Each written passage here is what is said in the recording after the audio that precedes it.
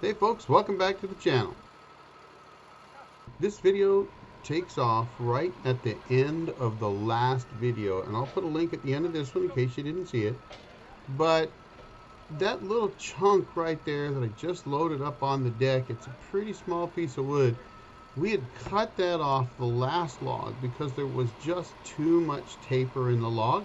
It's just not worth trying to get straight lumber out of a really bent log. So we cut the last 6 or 7 feet off, and I'm going to mill that into a beam for the customer. Lots of uses for a short beam. So we get it up on the deck, get that opening face. You can see this one's a little bit bent too, and anytime you see a bent log, that translates into stress. To be fair, there's an entire science around compression wood and softwoods and tension wood and hardwoods. And I'm not a scientist, folks. I'm just a guy that turns logs into lumber. But I will tell you that it's important to know that in softwoods you've got what they call compression fibers or compression wood on the outside of the bend. So the face that is down on the mill at present. Those fibers are different than the fibers on the other side of the log. They will dry different, and this is one of the reasons why when milling logs like this, it's really important to pay attention to the way the log sits on the mill, and you're going to see that with this log.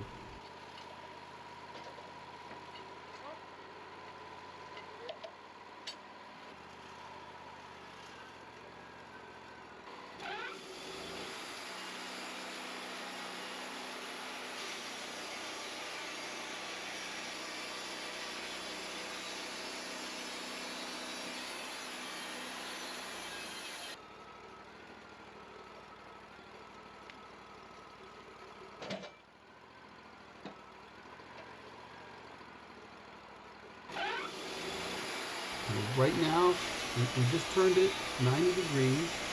We'll cut this face off, but shortly you're going to notice that when we turn this log over, it's actually going to rock on the deck.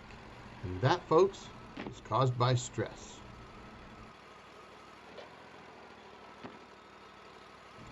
Now, while we wait to see that, I want to point out something. This is the customer's help. Watch what he does here. I reversed that for you. I wanted you to see it. Without being prompted, he walked over, cleaned things out, and then lifted up those inner side supports, their mechanical side supports, and set them up for me because he knew I would want them up. This is great help, folks. I'll tell you, I've had some of the best crews working with me than you can imagine. It's just fantastic. I love seeing that. And here he is again. He sees him having trouble.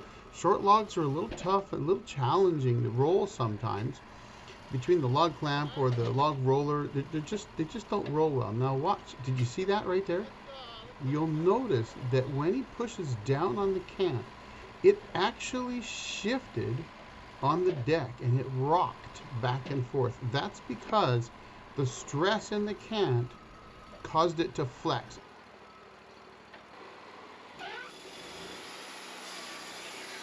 So that first cut I took, you just saw it briefly, was only about a ½ inch. It was to skim that top off, relieve some of that, square up the cant again.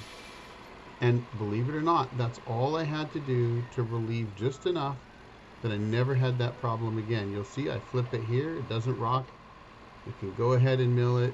It's really amazing. Sometimes you really don't have to remove too much wood in order to get rid of that little bit of stress that's causing it to bow. Now that's a very, very short beam, or post is what it'll probably be, and you really, you don't expect to see that kind of tension in that. And I'll be honest with you, this one, under drying, may not dry straight. You might have just too much compression wood on that other side. It may put too much movement in it, because those fibers are different. You have compression fibers, and then you have normal wood fibers. They dry a little differently. And when that happens, boy, you better have some weight on that piece of wood, or you better strap it down tight, or guess what? It's going to move. So, but we're going to get this one off the deck. It's still very usable. They're all milled big, which is also helpful, if you're milling beams for yourself, and You got a little stress or tension in them, you can always mill them oversized, half an inch or so. Maybe you mill a 6x6 at an actual 6 inches by 6 inches like I was doing here. That means that once it's fully dried, you've got a half an inch you can take off to give you that 5.5 by 5.5 inch beam that's a standard dimensional 6x6. So anyway, we didn't waste it. It can be used for blocking material or other things. You just never know. Now we got a big pondo pine on the mill. Customer just wants those live edge slab. So let's get this one slabbed and get it off the deck.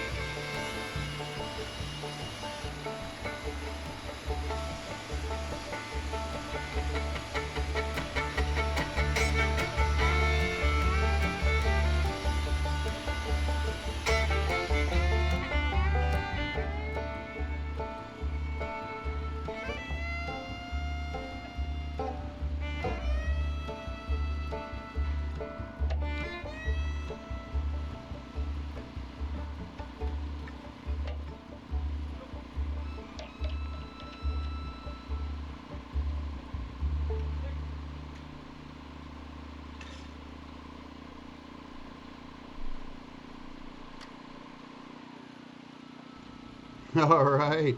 Well, got another one. Nothing like having log after log after log when you're out milling. And on this day, we had quite a few logs to do, but there was only enough help to work for one full 8-hour day. So we just tried to get every log we could up on the mill. All ponderosa pine would be live edge slabbed, and all Doug fir would either be 6x6 beams, 6x8, 6x10, or 2x. So, we just had to rock and roll. Now, one of the things you may have noticed is that the generator, or at least you'll hear kind of a hum in the background, that's the generator on my camper. And the reason that's running is in a couple of videos ago when I was driving in some really, really windy weather heading up there, I always run on the propane when I'm driving it. The 12-volt system isn't really very robust in a camper, and I personally, I've heard too many horror stories, I don't run the 12-volt system, but I have it. I've actually got a three-way refrigerator on the camper. And I know, what's this got to do with milling, right? But this is Sawdust Roadshow stuff, folks. I'm out there in the woods and I live in that camper, and in any case, what happens is when you have a three-way refrigerator, like I do in this camper, you're either on AC power, so if you've got power from a generator or from your house or hookups in an RV park or whatever, then it works. Or it can work off of propane or the 12-volt system, DC voltage. And in this particular case, when I was driving in that really windy weather, it blew out the pilot light on the fridge, which made it switch to DC because you can turn it on to auto switching. I do that. Maybe I shouldn't. And let me know your thoughts in the comments. Do you have this kind of issues? But do you have a camper and do you have it on auto switching, or do you put it only on one setting or another, like propane or DC or whatever, and just leave it and see what happens? Put it down in the comments. Let me know. But so I had it on auto switching. It switched to DC volts, and it basically just about killed the batteries. And I'd gone in for something, maybe a quick break, and I noticed that my battery voltage was way down. And it does have a little bit of an alarm that lets you know that. It was something beeping, and I looked up, and it was like 11.9 volts, so I knew I was in trouble. But I was able to get the generator running, and so I ran the generator most of the day, and that's why you kind of hear that hum in the background, trying to get those batteries charged up so that I've got enough power to run overnight. And by the way, folks, I didn't have enough power to run overnight. So I'll tell you about that when we get this job done. All right, here we go, knocking down this big old pine. I'm sitting here talking about my camper and milling away. Hopefully you're enjoying that, folks. Notice the mill head stopped right there while I was chatting away. The mill stopped, and I had to get out and kind of go around and pull bark out. So there's a chain drive system on these Woodmizer LT40s, and probably all of them for that matter. And that little chain, there's a sprocket that drives it off of an electric motor, and sometimes bark or wood can get in there and jam it up, and it'll stop the mill head solid. So you just have to shut the band off, kind of try to back it up a hair. You don't want to try to pull it back too much, or you'll pull the band right off the band wheels. Get that bark, whatever it is, out of the way so that you can get back to milling. And that's all that was. Now look at how beautiful that big old wide blue stain ponderosa pine is. That stuff is gorgeous, right? I love live edge anything, frankly. In fact, when my wife sees any of these videos, she always says, I want that piece of wood. All right, let's take a look at what's coming up next, folks. If you're a Lord of the Rings fan, you'll probably get this, but what did Sam say? Oh, look, we've got lembas bread. More lembas and more lembas, or whatever it was he said. Well, folks, guess what? We've got ponderosa pine and more ponderosa pine. So stick around to the channel. Watch this next video that I'm dropping up here right now for you. Check it out. Let me know what you think. And stick around, folks. We got more coming. Y'all have a great weekend. The old Jarhead out.